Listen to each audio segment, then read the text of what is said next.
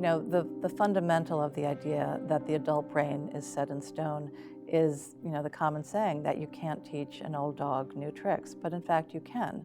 The adult brain, again, the ripe old age in their 40s, 50s, 60s, even beyond, can change its structure and function in a significant way. Everyone I know who's getting older forgets things, makes jokes about having senior moments, but I think deep down inside, everyone is kind of concerned that they're headed down this path of losing their cognitive abilities. I think it's very clear that everyone doesn't lose their cognitive ability. There's two factors that contribute here. One is genetics. Our family history is an important component. And the other is our environment.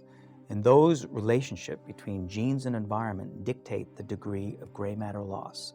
And so you can influence one and not the other. You can influence your environment, you can stay active, you can exercise your brain just as you can exercise your body. These are enormously helpful in slowing down that degenerative loss that's part of normal aging. With recent advances in technology and research, several key things that we thought were absolutely true about the brain are being challenged and proven wrong. For many years, conventional wisdom in the neurosciences has been that the brain is fixed in its physical and anatomical organization after an early stage of development that ends in childhood.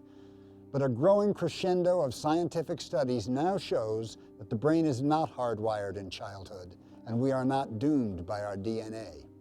On the contrary, our brain is pliable, plastic, and changeable throughout our lifespan, regardless of our age or genetics. Can we train the brain in ways that correct or compensate for injuries or impairments? Can we change our brain in ways that contribute to its rejuvenation as we grow older? To what extent can the brain heal itself with our guidance?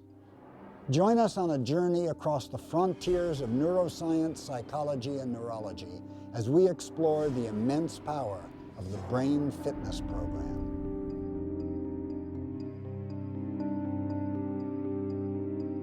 Neuroplasticity is the key to brain fitness. The brain is malleable. Throughout our entire lives, it can be physically and functionally changed, even improved upon by how we use it. Brain plasticity has been called one of the most extraordinary discoveries of the 20th century. It's true throughout evolution that the plasticity of the brain, the ability of the brain to adapt to our environment, continues through life. That adaptation is an opportunity for us to continue to stimulate our brain and slow down the degenerative progression during aging. But brain plasticity does not function in the same way throughout our entire lives. In infancy and early childhood, the brain goes through its critical period, a time of riotous plastic brain change. This is a special period of time when plasticity is taking place on a large scale. Well, a critical period in brain development is a setup period. That's when the brain basically is initially organizing its activities, it's doing the initial sorting. It's basically setting up the machinery in the initial form that allows us to take off in learning. But in this early period, the brain actually can't control learning itself. And a marvelous thing happens across the early life of the child. Across this period, the brain actually learns itself how to establish control. When our bodies sense something, a noise, a feeling, a sight, our sensory organs, such as our eyes and ears, translate it into electrical impulses that the brain can understand. These impulses travel through the brain by passing from one neuron, a brain cell, to another, like in a relay race. How the impulses travel, the neural route they follow, the speed with which they're passed along, and so on, can change.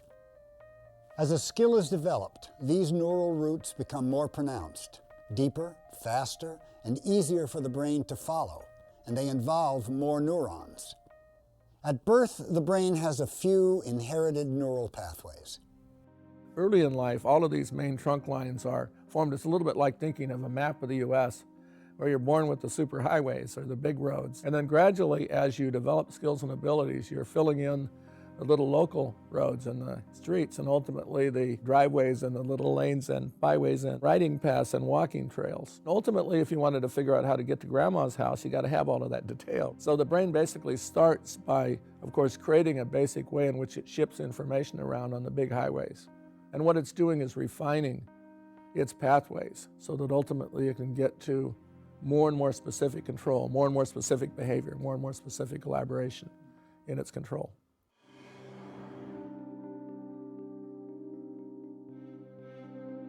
We think of using a spoon as a relatively trivial thing. It seems simple. We've all mastered it.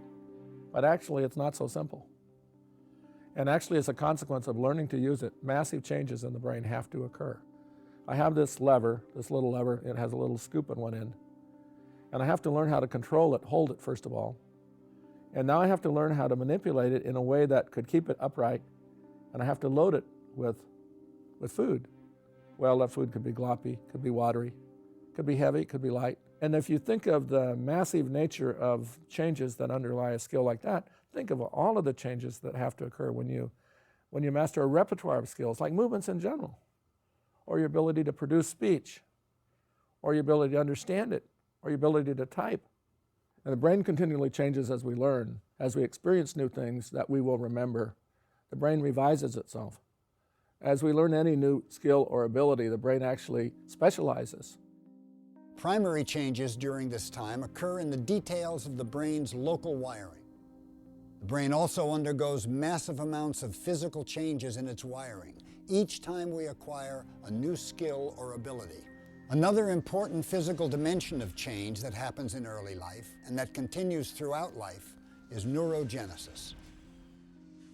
It seems that really what happens is you're born with some number of neurons, and then you make more and more and more and more until you're at least a year old, maybe a little older. And then after that, your brain starts pruning off, maybe not killing off neurons, but killing off little branches of them that go off to form connections with other branches. Those connections are called synapses. And then somewhere in there you stop losing and you just have sort of a static number of neurons. But nobody has quite figured out, there's new evidence that shows that you do make some more, but nobody quite knows what the trigger is to make more neurons. Nobody knows how it happens. I think it's a hot topic, to say the least, in neuroscience, because if you could figure that out, you might have the solution to a lot of diseases and possibly to some mental capacities, that we wish we had. Neurogenesis simply means the production of new neurons in the brain. We know that that process continues into at least early toddlerhood, but it had been thought that it stopped again around the age of 2 or 3. And the reason was it wasn't based on empirical observation, it was more just sort of backward reasoning. Namely, the brain is a very complicated computer, and surely if you just sort of haphazardly throw new wires into there, that can't do any good. Therefore, the brain cannot be making new wires, new neurons. Well, it turns out that in an experiment done in the late 90s, which was very clever, they took cancer patients who were terminal and who had, of course, given their consent to the experiment, and they labeled their brain neurons with a particular dye that was incorporated only in dividing cells, in other words, only in cells that were making more of themselves. And this is something that, of course, cancer cells do all the time. After the patients passed away, their brains were examined, and it turns out that a number of neurons in the brain had taken up this dye, and that was prima facie evidence that, in fact, new neurons were being born in the brain.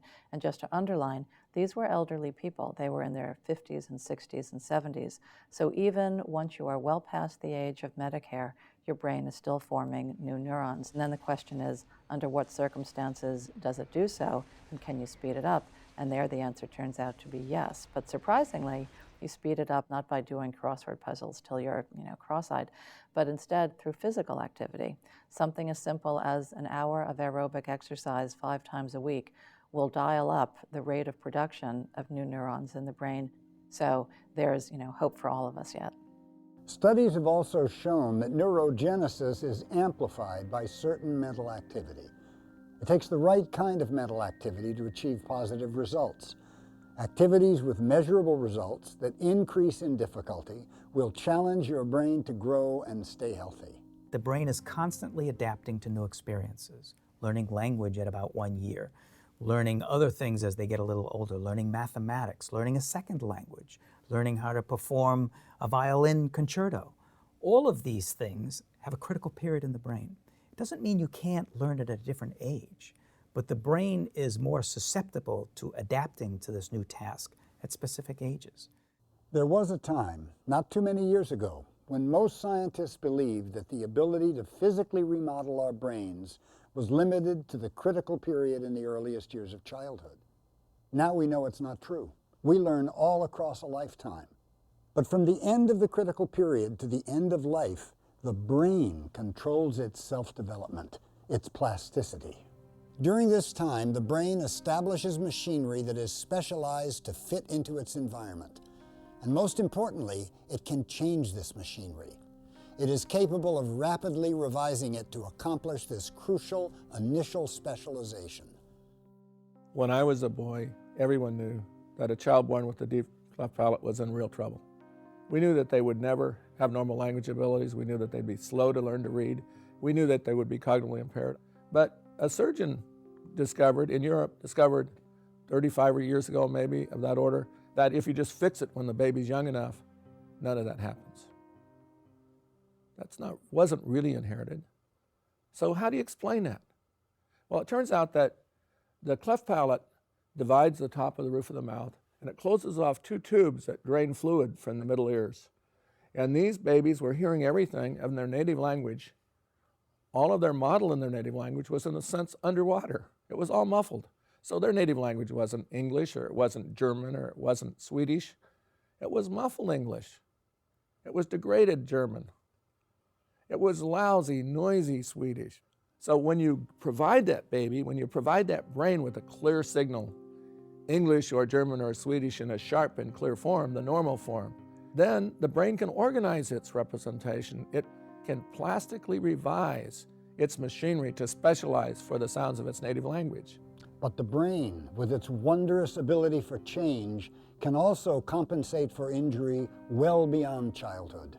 It's usually thought that the later you undergo some trauma, the less likely it is for your brain to reorganize in a significant way. But in the case of a number of people in a study who indeed lost their eyesight after the age of 14, their brain was also able to respond. Usually what happens is that the visual cortex no longer receives signals from the eyes, again, whether that's from birth or later on, and the visual cortex takes up about 1/3 of the brain. So that's an awful lot of the brain to have nothing to do. So it seems to recognize that no signals from the usual sources are coming, and the visual cortex, therefore, gets a new gig. Typically, it becomes sensitive to sensations arriving from the fingers. It becomes able to process signals from the fingertips, from sometimes other regions of the body. It sort of turns itself into somatosensory cortex, but in other cases, it becomes auditory cortex. What we see is, just in daily experience, a lot of people have noticed that people who are blind have a more acute sense of hearing. Well, it turns out that the physical basis for that is that their visual cortex, which again is not receiving signals from the eyes, changes careers, and it begins processing sensations from the ears and helps you hear better in the world. While the critical period is important, it is by no means the last chance we have for our brains to improve and adapt. Indeed, improvement and adaptation is a must throughout our lives for preservation of senses, skills, and memory. Learning doesn't just increase our knowledge, it physically alters our brains and our body chemistry. The brain has a strip called the somatosensory cortex, and that takes the feelings that enter into our neurons from your fingertips, but really over, throughout the body, every place on your skin. And each region on the skin corresponds to one little spot on the somatosensory cortex. And you have a larger region devoted to the fingertips because they're very sensitive, and hardly any region of the brain is devoted to, let's say your knee, because that's not sensitive at all. Well, it turns out that if particular regions, let's say one fingertip more than another, is used more. And you can imagine circumstances where that would be true. Reading Braille, for instance, where you have to have very sensitive fingertips and where you spend hours and hours a day feeling something with your fingertips. The region of the brain that processes those sensations expands. So it had one little amount of real estate devoted to it, let's say when you entered the world, but as you placed greater demands on that region of the brain, it responded. It got larger. So when scientists scan the regions of the brain in blind people who are adept Braille readers, it turns out that those regions are much larger than in, the rest of us who do not read Braille. So that was an early indication that, again, something as simple as behavior, the way you live your life, can alter, in this case, the map of the brain. When we are learning, thinking, feeling, we're also strengthening existing synapses and creating new synapses. A synapse is actually the easiest thing probably to explain in the brain. It's just a connection between two neurons. And it's not actually a physical apposition. There's actually a little gap between the two neurons that are connected, and in the space between them is where neurotransmitters float. So you'll have what we'll call a presynaptic neuron, which is going to be the one sending the signal. So an impulse will come down the long axon of that neuron, and at the end of it, it will result in the release of this neurotransmitter. The neurotransmitter will float across the gap to what we will call the postsynaptic neuron, which will take up that neurotransmitter. And if there's enough of it, then that neuron too will fire. These synapses connect our neurons one to another, strengthening our brains. One important pioneer who contributed to our understanding of synaptic changes in learning was Donald Hebb, a Canadian psychologist who hypothesized how changes in synaptic strengths could account for learning. It's not the repeated exposure that mattered to Hebb. It's the coincident activities that are generated by any important experience. By the Hebb rule, they're co-strengthened because they co-occur. Donald Hebb's great contribution was to come up with the recognition that neurons that fire together wire together. This was the idea that when you have particular patterns of brain activity over and over and over again, let's say you're a little kid and your mother points out the window and says, "Robin." You see the bird, you hear the word, you have some sense of what this thing is in front of your eyes. And then forever after, you recognize that that is a robin. And that's because the connections in your brain have become stronger. The synapses have been created because of repeated exposure to these two things, the sound, the name of the bird, and the image of the bird. Anyway, Hebb's contribution was to make the first baby steps toward showing that our experiences can leave indelible imprints in the brain, in this case, stronger synapses, and that's what underlies all of learning. This firing and wiring is the key to learning and plasticity and brain fitness. Whichever synapses are activated together in each moment of time are mutually strengthened. Well, as I practice any simple skill, basically I engage populations of neurons that represent the details of that skill, moment by moment in time. And basically those neurons are engaged more or less simultaneously in time. And one of the tricks the brain has for specifically strengthening its connections, the connections that contribute to a good effort, to success, is that it strengthens all of those things that happen together in those little moments of time. So that what is activated together in that little moment of time that really matters for the good try are co-strengthened. And they actually mutually strengthen one another as well as are strengthened simultaneously in time, right? And that's the critical to generating a sort of integrated, cooperative action of the brain to drive itself towards higher performance and success.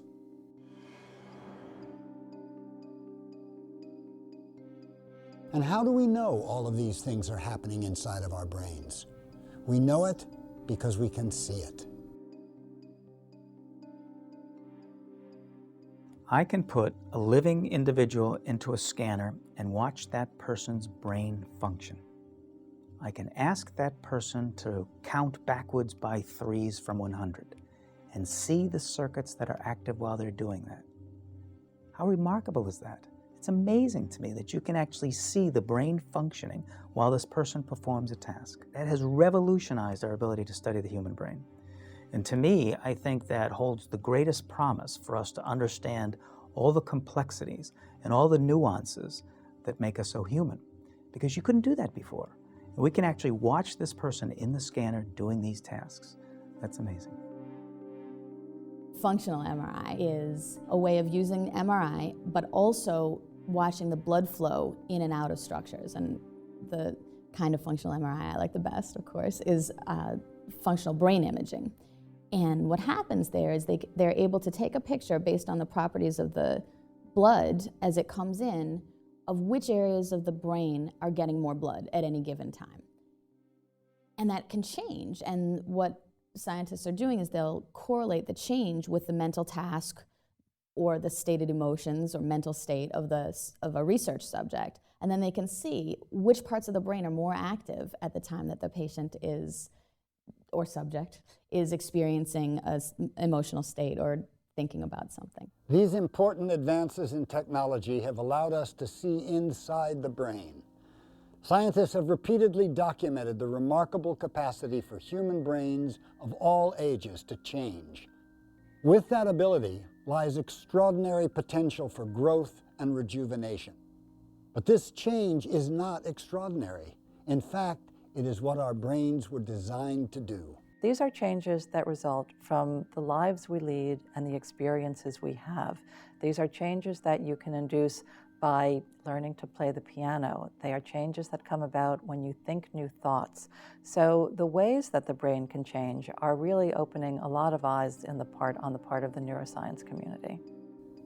How can we make these changes work for us as we age? More when we return with the Brain Fitness Program.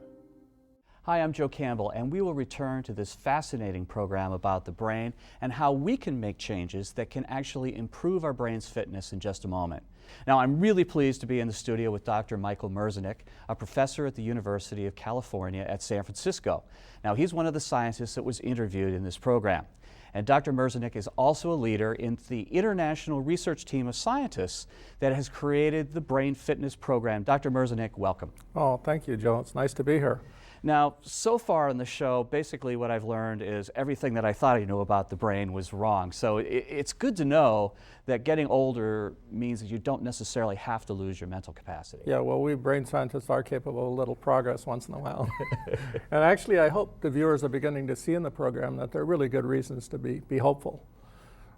There's a growing understanding in brain science about basically the capacity to change our brains as a function of how we engage them. So we understand increasingly just how to go about that. Mike, tell me more about the exercises. Well, they specifically target important aspects of loss in the mature brain. And the goal is actually to drive the brain from whatever its state is in a more youthful direction, so that it's operating more like a brain that's younger and operating with higher competencies. I don't get garbled words anymore. If someone is talking directly to me, I can hear them. And I know that that came from the brain stimulation program because it's been very gradual but very pronounced, and it's just like a gift of hearing being given back to me. As we age, our brains, as our bodies, aren't quite what they used to be. Much like working to maintain our figure, we must also work to retain our mental acuity.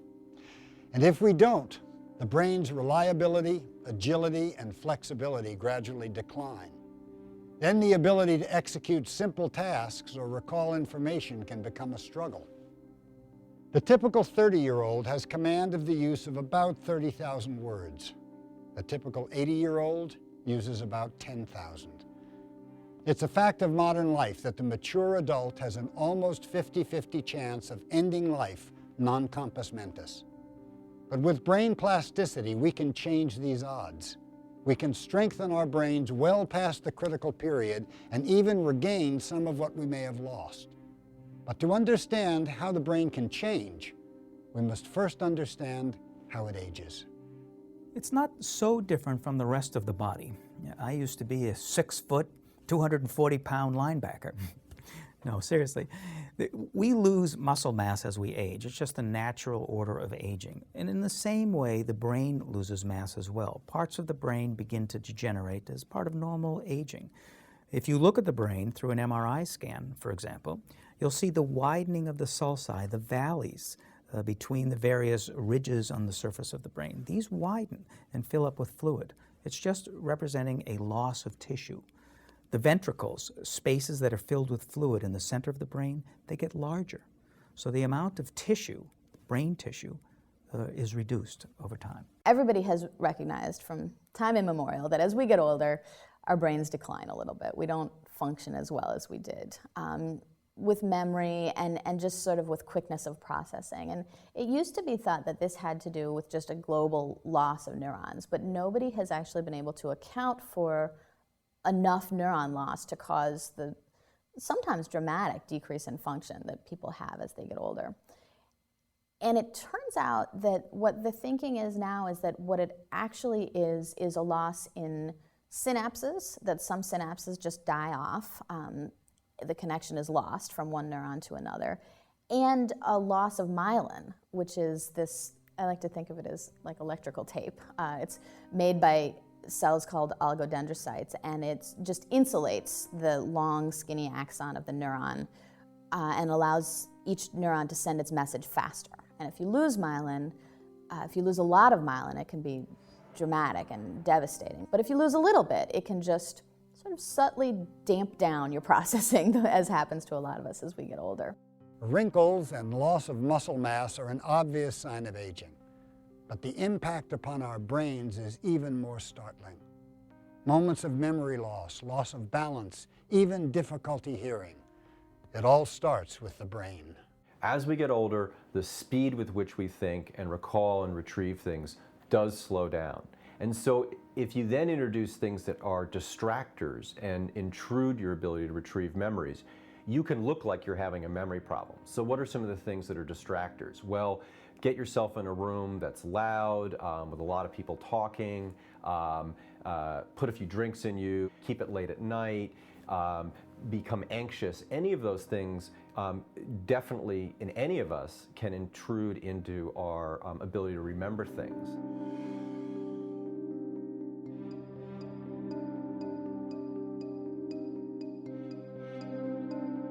Imagine you're in a stadium. Imagine everyone in the stadium is clapping at a low random rate, and you hear a low, dull roar coming out of the stadium. Imagine that 50 or 100 people decide they're going to clap in unison. They're going to cooperate, and maybe with some distinctive rhythm. And what you see is that signal, that rhythm, rise out of the crowd against the background of 100,000 sources of noise as a clear signal.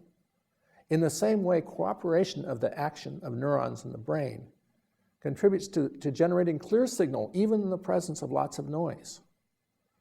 It is the weakening of that cooperation in an older brain that contributes and accounts substantially for why older individuals have trouble struggling operating in noisier environments.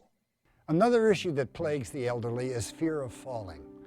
Most people think that falling is an issue related to our physical strength, but it really starts with our brains. When we walk, our brains are very, very actively involved in processing us and orienting us.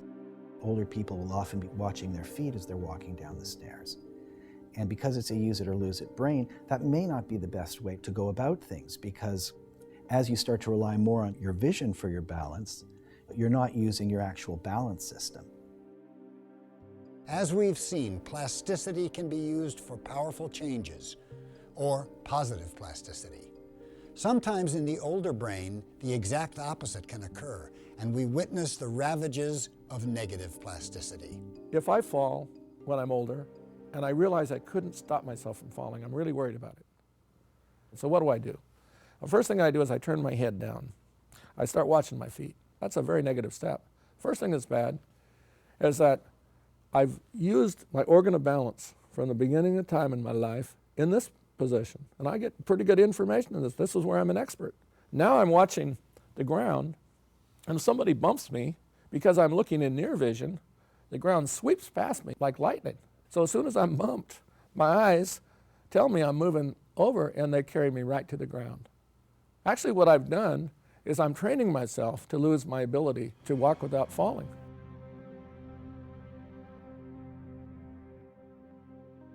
What I'm saying is you actually learn in lots of ways, inactively, to drive things negatively so that you're less capable, so that you're less versatile, so that you're less agile mentally and physically.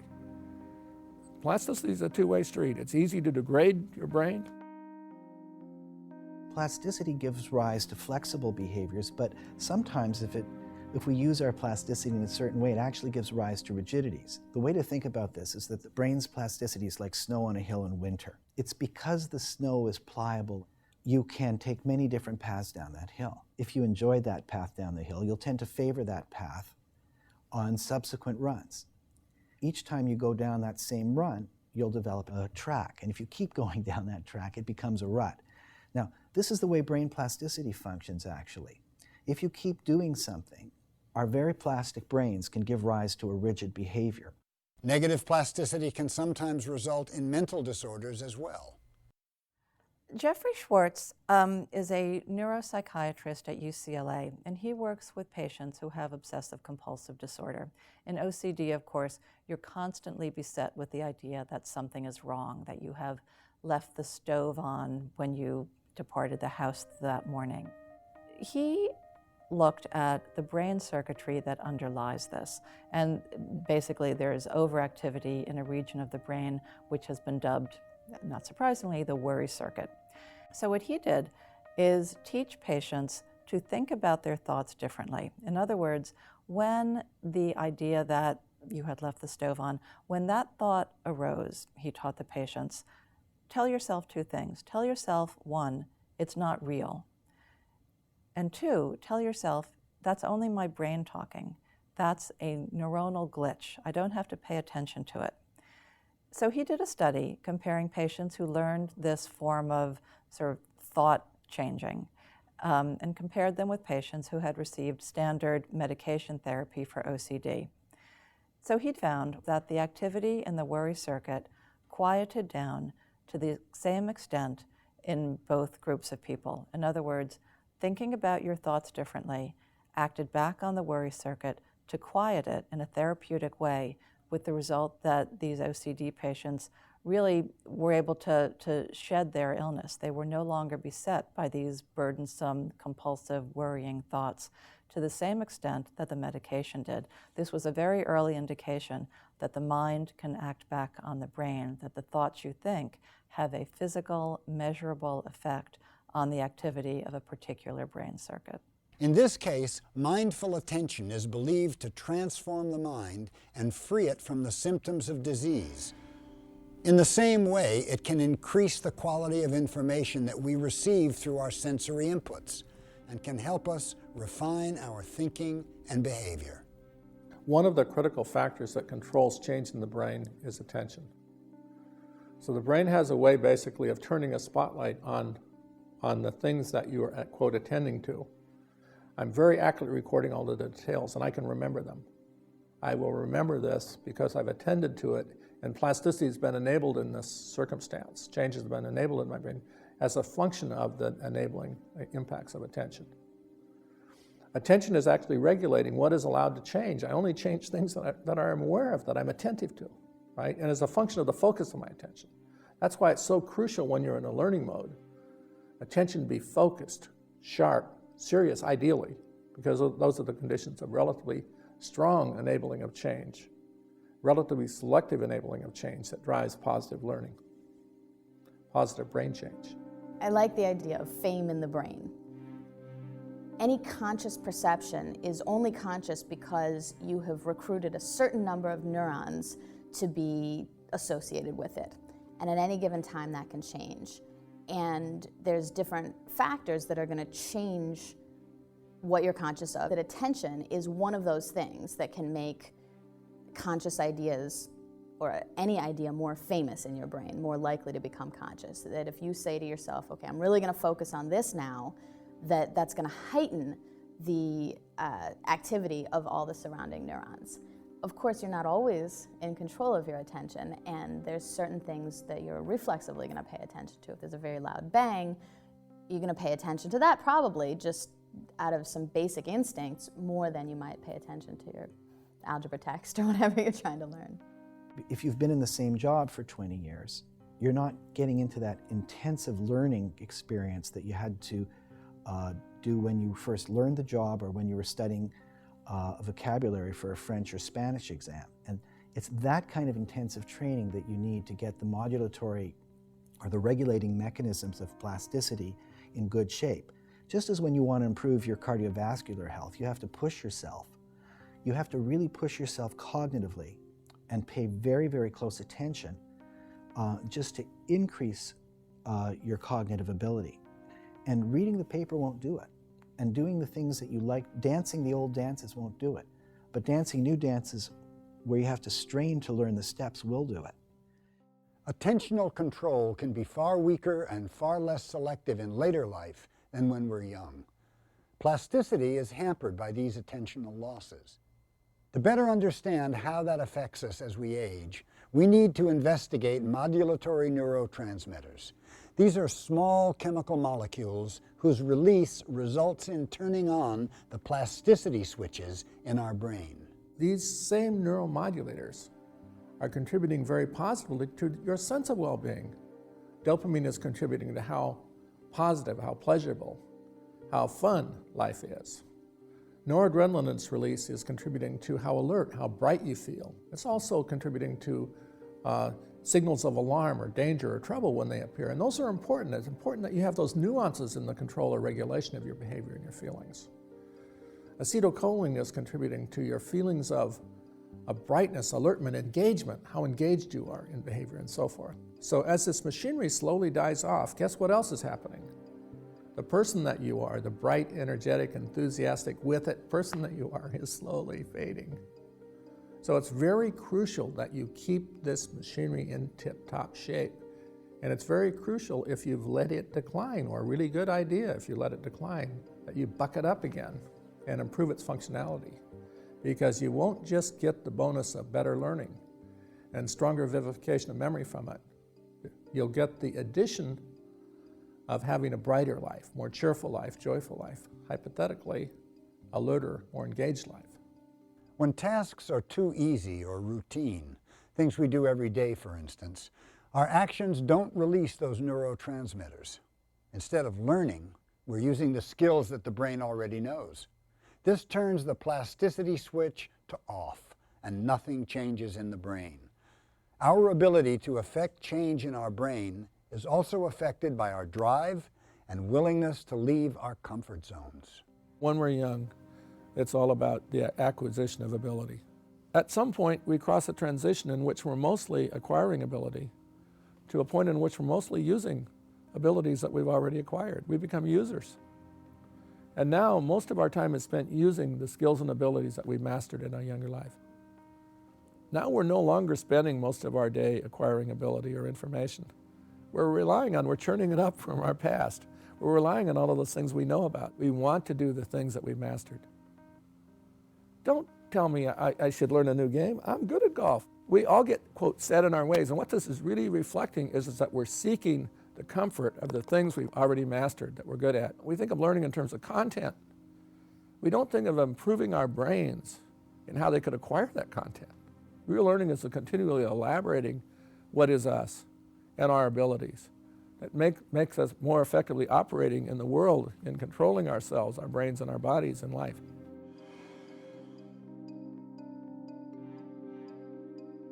Learning new tasks and challenging our minds in a very focused way is the best way to slow mental aging.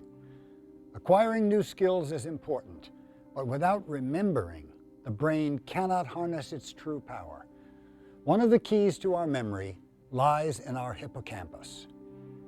So there was this guy who was one day found wandering along the side of the highway, and the state policeman who picked him up asked him his name, and he gave his name and said that he was stationed at a nearby army base and gave his age as 22 years old.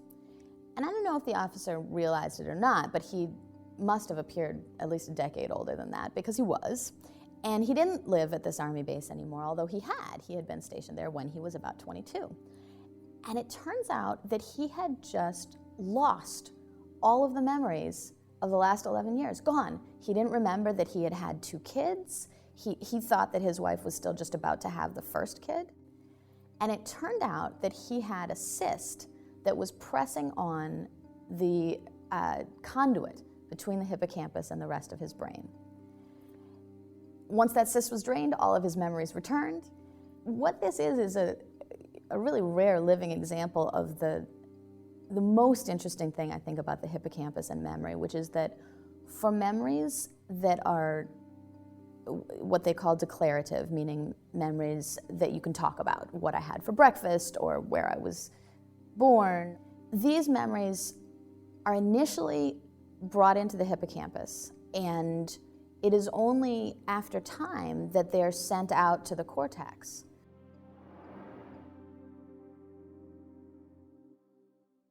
Brain change, harnessing the potential for positive plasticity. These are the hallmarks for maximizing the level of your own brain fitness. A clear example of this can be seen in the real-world applications of plasticity, as seen in the rehabilitation therapy of patients who've suffered a stroke or traumatic brain injury. The phone rang around 6:20, and I looked at caller ID, and it said Fort Campbell, and I knew, So I just said, "John's my son, is he okay?" And he said, "Ma'am, there's been an incident." Well, I remember running up to a Humvee to start unloading it, and all I remember was falling down, and I thought I smacked my head on my rifle. When I got up, I wiped my forehead, and there was a little bit of blood on it. And I guess the mortar round had exploded about 5 feet away from me, and shrapnel had gone straight through my helmet and then straight through my head. The affected arm had a greater deficit at shoulder and elbow than the fingers, but even the fingers, he had no dexterity, the thumb was extremely weak, and there was almost nothing that he could do with the arm. Edward Taub's therapy that he pioneered at the University of Alabama at Birmingham was developed in the service of rehabilitation of brain damage, whether that damage was caused by a traumatic brain injury, like that experienced by John Barnes, or by something like a stroke.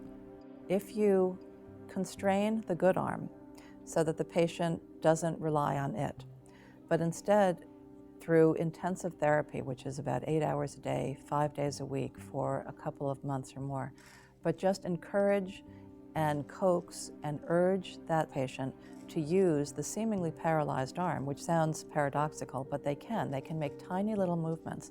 And if they build on those, they can regain function. Dr. Taub's therapy had similar success with another traumatic brain injury patient, Army veteran Christopher Lynch. It's marvelous working with John and with Chris, because they have the discipline of military training. So they approach this as if this were boot camp or basic training. Undertaking the Taub therapy requires commitment on the part of the patient and the caregiver. Recovery does not stop after you get out of the therapy sessions, out of the classroom therapy. You go home and you keep doing it, you keep doing it, you keep motivation. It's the motivation that you need to have. I was a little skeptical. I saw simplistic, repetitious movement in the therapy that he was doing. He had a mitt on his hand. It all made common sense to me, but I wasn't too sure. I still had my questions. Is this really going to work? 3 days into the therapy, Chris woke up in the morning and had had a dream. That was the first surprising thing that I felt meant something. He hadn't dreamt in 2 years. My brain, it felt like the brain was firing. It's like the more you work the brain, the more it heals itself in a way. On the way home from therapy, we were between here and Montgomery, Alabama. And Chris automatically reached up and pushed the button on the radio with his left hand. And it was, it blew me away. I looked at him and I was just extremely surprised by it. And he looked at me and said, "What?" So I knew he didn't actually have to think about pushing the button on the radio. It happened. The main theme of CI therapy, you either use it or you lose it. And if you've already lost it, that's okay. You can get it back if you keep trying. Through the experiments of neuroscience pioneers, we now know that learning, skill acquisition, and memory creation are neurological and biological processes. Armed with this new knowledge, the concept of brain span versus lifespan became a new frontier worth examining. Because it is a biological process, the brain naturally deteriorates with age. But because of the power of plasticity, the ability for the brain to change itself, the real age of the brain does not always correspond to the body's age. As a society, we're living longer. How can we make our brain span match our lifespan? When we return, we'll learn the 7 tenets of plasticity and how we can best set our minds to making the changes that matter. Stay with us for more of the Brain Fitness Program. I really don't want to retire. I'm 70, as I said. I'd like to work to 75 to 80. I can't work that long if I lose my mental agility. This information is, dare I say, mind-boggling. Hello, I'm Babette Davidson. I'm in the studio with Joe Campbell and Dr. Michael Merzenich, who is a neuroscientist and professor at the University of California, San Francisco, and an expert on brain plasticity. I've read that you can actually keep your brain fit by doing crossword puzzles. Is that the magic bullet? Is that what I need to do? Well, anything you do with intensity that's serious and you're trying hard and you're really engaged is good for your brain. And in fact, a good heavy schedule in life of things like that is good for you and makes you a more interesting person. But it pays off because you have the ability to restore these age-related changes substantially, to rejuvenate the operations of the brain and to recover brain health. Dr. Merzenich, can you tell us how these computer sessions work with the Brain Fitness Program? Yes, the program itself has 6 rather complicated exercises, but it's necessary to get to a lot in order to drive the changes that are necessary to make a real difference. The exercises are game-like. They're played on a computer, but it requires no special knowledge of the computer. Anybody can do this. It's not anything complicated. The software immediately adapts, so it immediately sets itself to a level in which you begin to make mistakes. That is to say, it's right on the cutting edge of what you can and can't do, and that's crucial. So in the first exercise, it's called high and low. You're trying to actually speed up the brain. You're also trying to sharpen it. Tell Us Apart is the second exercise in this program, and it gives the brain practice at making the distinctions in your receiving speech in fast forms that are the most difficult for you to get. In Match It, the third exercise, we're actually trying to generalize the fine distinctions that you've learned in the first 2 programs. In Sound Replay, we're pushing the brain to reconstruct sound in serial order. In Listen and Do, we're actually driving you to replay instructions of increasing length and complexity. And finally, in Storyteller, you're actually listening to a continuous narrative, and you're making distinctions in the continuous narrative. As we have witnessed, our brain is capable of amazing change. But in order for change to occur, the situation and the stimuli must be optimal. Learning is occurring all of the time, whether we're aware of it or not. But what are the guiding principles that govern the plastic remodeling of the adult brain? What actually changes in the brain as you learn and remember?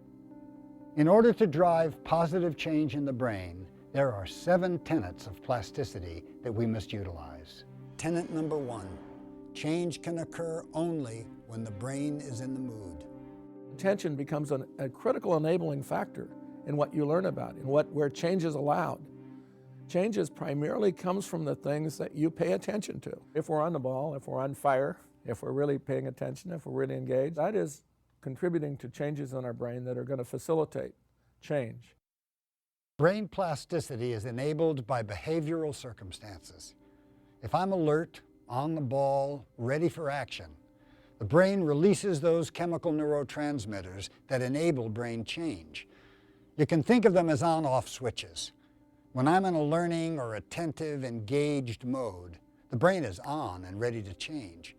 If I'm disengaged or inattentive or paying attention to something else or performing an action that requires no real effort to succeed on my part, my switches are turned off.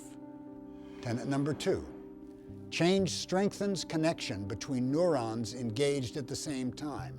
Sometimes the brain knows immediately that it has a good outcome. You know, like I put the quarter in the slot machine and the bells go off and there's $250 of worth of quarters coming down, right? I mean, sometimes it knows immediately, it doesn't have to guess, right?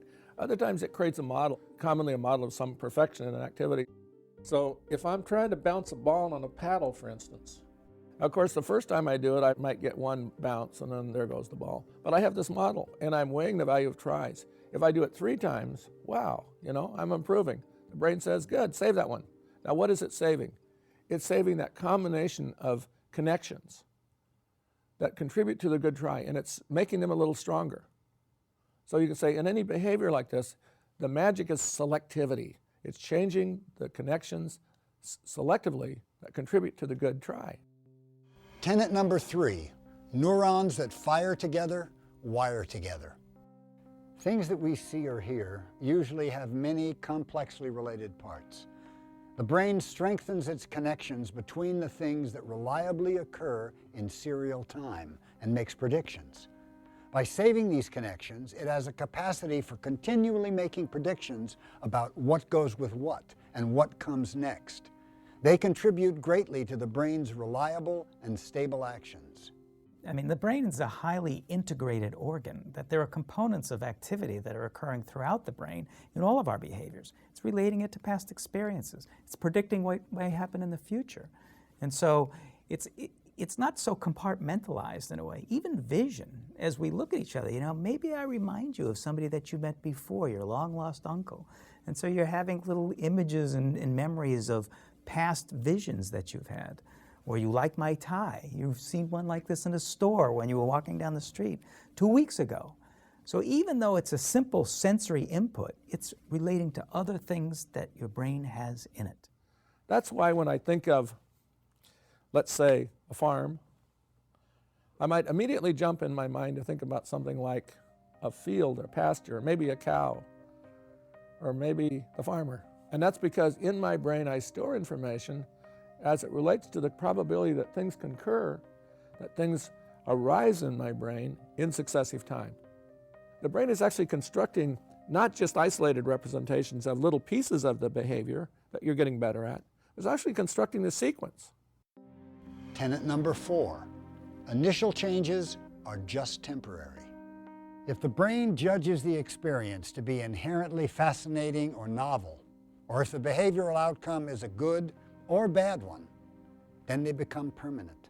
When something occurs that really engages our emotions, that really engages us powerfully, we know it's important, we never forget it, right? And it's because the brain basically is saying, save that one. The brain is deciding what to record. It's deciding what changes to enable, to strengthen. It's important to understand that it's not just dramatic things that cause your brain to change its structure and its function. It's things that you're doing all the time. If you are watching this television show, you're changing your brain to some degree.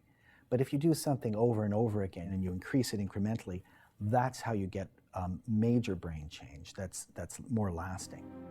Tenet number 5, brain plasticity is a two-way street, and we can either drive brain change positively or negatively. Overall, the discovery of brain plasticity is very uplifting. But our plasticity also gets us into all sorts of difficulties as well. There are a number of disorders we've now discovered that in fact are explained in terms of plasticity. Some of the chronic pain syndromes are actually based on the plastic brain becoming very, very good at firing the pain signal. That would be one example. Virtually every bad habit we ever develop is actually a product of our brain plasticity. Our brain just gets very, very good at the bad habit, and it becomes very, very hard to shake. So Once we discover that the brain is plastic, it means two things: that we have the power to change our brains much more than we ever believed. It's more malleable. But a malleable brain is also a vulnerable brain. And if you keep in mind that everything we do and everything we're bombarded with in a sensory way also is changing our brains, we realize that we're much more easily altered by the environment than we ever imagined. Tenet number 6, memory is crucial for learning. The brain is continually setting models of where learning is heading. And it's also remembering from moment to moment how we're doing in the progression of developing our skill or our ability. But it's also always evaluating against the model, and the model is held in memory. So in other words, I have a notion in my memory about what I'm trying to do. I know I'm trying to hit that ball. I know what I want to do. I know right where I want to hit it. Now I hit it, and I evaluate what the outcome is. If I thought about the movements it took, if I thought about all of the information that I had to get back from my arm and my body and how I had to control all of these muscles in order to get it to do just that, I couldn't control that in 1,000 years. But the brain has this magical way of doing it. It just says, all of those complex combinations of things, those 101 things that require just to do that, save them. Tenet number 7, motivation is a key factor in brain plasticity. When these plastic changes occur, the new networks are connected, and in some cases, a life can continue even after something as seemingly devastating as a stroke. I was in medical school in Mexico City. I got a call, and they said, come get your father. He's had a stroke, and he's in very bad shape. My father had drive. He was not going to sit still for it. And he trusted me, and I said, we're going to do something about this. I don't know what, but we're going to do something about this. The only model for learning how to walk was the first model. Children, I said, this is what you did when you started to walk the first time. Let's see if you can do it the second time. And there was also a practical side. My father just hated being dependent. He could not tolerate being dependent. At first he was on his elbow, really, because he couldn't straighten his arm out properly. But after a while, he was crawling on hands and knees. And he got to the point where he could crawl up the stairs. Little by little, things came back. The more he struggled with it, the more came back. Pedro Baquirita was basically cured by his therapy with his son, George. He remarried, returned to his role as a professor at the City College of New York, and enjoyed a very active life. During this time, his other son, Paul Baquirita, was making a name for himself as a leading neuroscientist. When Pedro died, Paul requested an autopsy. And a few days later, Paul was called into the pathologist's lab, and there, spread out before him on slides, were little bits of his father's brain. And Paul was revolted by this and numbed out, but the pathologist said, look at this. And what Paul realized was that the parts of the brain that had been destroyed and obliterated by the stroke were there to be seen. There had been massive damage. 97% of certain parts of the brain involved in movement had actually been destroyed. And a light bulb went off for Paul because he realized suddenly that what his father's brain had done in that work with George was reorganize itself so that parts that weren't originally involved in those movements took over. And this was a great watershed for Paul because suddenly he realized that the brain of an older person could be fantastically plastic. Baquirita had such remarkable success with his therapy because he put his focus not on the skill, like walking, but how the skill was acquired, the learning process. That is how changes take place in our brain, through new skill acquisition. But it has to be the right type of learning to direct positive plastic changes. The brain wants you to work on refining your abilities that are slipping. It wants you to be engaged again so that when you're listening to a conversation, you're really listening, not just sort of half listening. So that when you're out in the world, you're really paying attention and you're living out and you see the flower again and you see the shine on it as the sun reflects on it. in a sense, the brain is asking you to be young again in your attitude. It's asking you to have your eyes sparkle again with life. It's asking you to take up new challenges. It's asking you to take life seriously again. It's asking you to be engaged with power and vigor and energy and intensity. So I think one of the deadliest things that happens in a modern life is that we imagine that the good life is a life that in a sense is the withdrawn and the controlled and the boring life of the mundane, all of those things that we're good at, that pretty soon nobody else is that interested in knowing about because we reduce ourselves, we simplify. We become the older person that has relatively little to talk about and certainly relatively little new. And we seek comfort as opposed to novelty, as opposed to a new perspective, as opposed to a new ability. If you want to improve your brain, there's 4 things you've got to do. The first thing is you need your heart to be in decent shape. Your heart supplies your brain with blood and oxygen, and it needs that to run. So cardiovascular exercise is actually important. Then the training has got to be incremental and start just below where you are.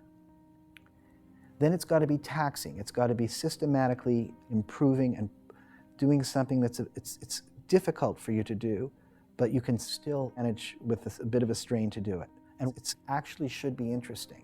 And the reason it should be interesting is because the chemistry involved in motivation. Neuroplasticity is in fact the brain's default position, that it can undergo changes in its structure and function based on just everyday circumstances, whether it's learning to play the piano, to expand the region of the somatosensory and motor cortex that controls the fingers that you use on the keyboard, whether it's acting back on the emotion regions of the brain through mental training and meditation to dial up the activity that corresponds to a greater sense of well-being, of contentment.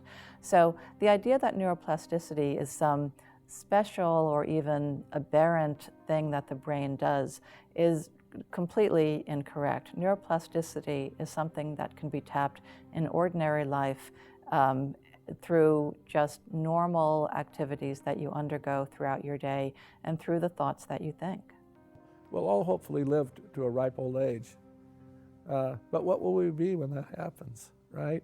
I mean, it's not so much about getting old, it's about being a better older person, right? I mean, we're all capable of being a better, more fascinating, more interested, and more competent older person. And that's what it's about. It's about living to the very end of life just full of it. You've probably spent a long time on the downslide neglecting your brain. But if you undertake a program of brain fitness, the payoffs can be enormous. It's all about giving your brain span the chance to eclipse your lifespan.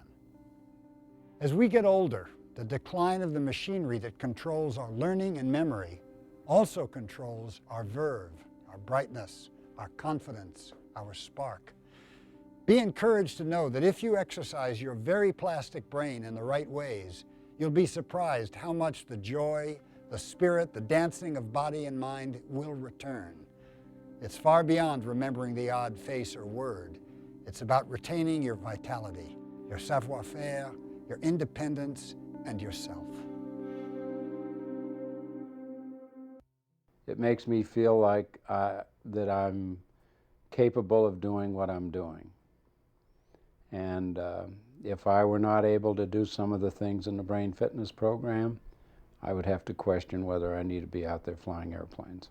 Dr. Merzenich, we were talking earlier about how I've been using the program. I think I can remember names better. It seems like I can remember phone numbers. But how do we know that this program really engages the brain and really is making changes? Well, actually, Joe, you can see those changes expressed not just in your behavior, but you can see them expressed in the brain itself. And one of the wonderful things about contemporary brain science is that we can actually look in the brains of humans and we can document their status. You could say before training and their status as you progress in training, and we can actually see them change in a rejuvenating direction. Mike, I've been doing these exercises, and a lot of them are very different, and frankly, a lot of them don't make a whole lot of sense to me and how they all fit together. Can you tell us more about that? So of these 6 exercises, the most elemental is called high and low. You probably remember high and low, right? Absolutely. And the high and low program is all about driving the performance speed of the brain. Tell us apart is the second exercise in this program, and it gives the brain practice at making the distinctions in your receiving speech in fast forms that are the most difficult for you to get. In Match It, the third exercise, we're actually trying to generalize the fine distinctions that you've learned in the first two programs. In Sound Replay, we're pushing the brain to reconstruct sound in serial order. In Listen and Do, we're actually driving you to replay instructions of increasing length and complexity. And finally, in Storyteller, you're actually listening to a continuous narrative, and you're making distinctions in the continuous narrative. Now, I can tell you that from my own personal experience, one, it really is a workout. I mean, you feel like you've worked hard after you've done it, and you also get very sort of self-competitive with yourself, which I just find really fascinating. But, you know, in the program, you mentioned the whole notion of brain span versus lifespan. Can you tell us a little more about that? Well, actually, Joe, a current average lifespan for an American is about 78 years. And if you live to retirement, which most of us do, then you can expect to live until you're about 85. Now, the problem with that is that most individuals, the majority of individuals at age 85 are struggling to maintain their independence. And in fact, about more than half of us at age 85, if we live that long, are really non-compos mentis. We're really not able to sustain our independence, and many of us have already fallen into senility, into Alzheimer's disease. Now, it's a tremendous challenge for us as a country, as a people, as scientists, to try to see how we can improve brain health on a level in which we can substantially change that picture. I mean, what we're trying to do is to get the majority of people in their brain span to last as long as their body lasts. And that's a great goal of what we're trying to accomplish. How does the exercise that you do with your brain improve your mood and your outlook on life?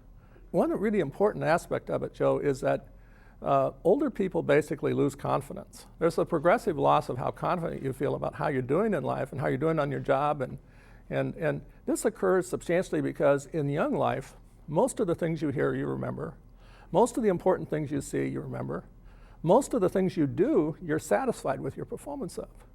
And when you're older, most of the things you do, you're not satisfied because you have the model of how you did it when you were younger. Wow. And then most of the things you hear and see, you can't remember. The majority of things are lost to you. And you know it. And knowing it results in a loss of confidence. So basically what we try to do is to rebuild that confidence. We can do that by having a person, under difficult circumstances, do the right thing and get the answer right, you could say 1,000 times a day. And that has a big impact on how well you feel about how you're doing and how confident you are in your operations.